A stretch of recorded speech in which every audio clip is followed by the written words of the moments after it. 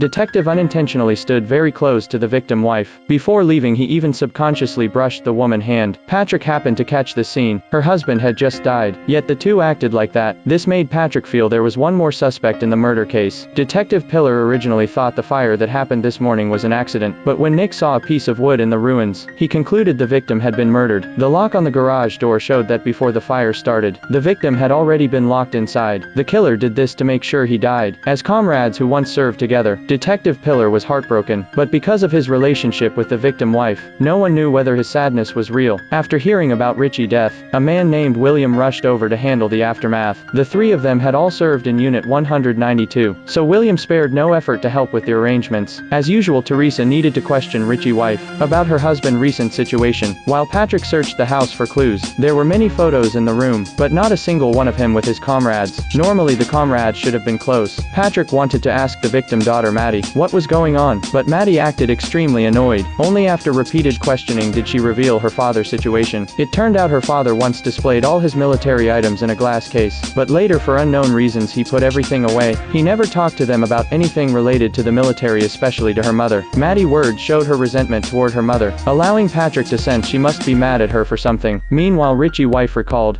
what happened last night. After her husband parked the car in the garage, she heard him scream. The garage was quickly engulfed in flames, and he died while crying out again and again. The woman sobbed, saying those cries were the last thing he left her. At that moment a man walked in, interrupting their conversation. He greeted Richie's wife, then headed straight for the cake on the table. The woman explained that Tommy had some intellectual issues, but he could still do odd jobs in town to support himself. But Maddie suddenly became agitated. Challenged? He's retarded, Mom. Why can't you ever tell the truth about anything? Everything's a lie!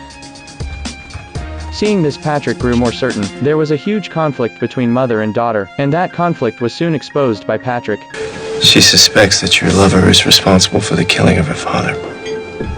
Facing his accusations, she first denied everything, until her behavior with Detective Pillar was revealed. Then she admitted the truth. She really was having an affair with Detective Pillar, but she believed he would never hurt Richie, because after returning from the battlefield her husband changed. He grew distant and even had a new lover outside. The two were already living separate lives, so Pillar would not kill him for such a reason. Meanwhile, Nick and Pell visited a repairman named Mitchell. Mitchell was the last person to see Richie alive. They chatted that night about car repairs. Who knew Richie would be killed by arson shortly after? Hearing that Richie was burned to death intentionally, Mitchell found it strange. 2 years earlier another man in town had also died in a fire. Coincidentally, he too had served in Unit 192. Nick was shocked. Mitchell did not understand why Detective Pillar never told them about this. Even as an outsider, he felt the two arson cases were suspiciously similar. While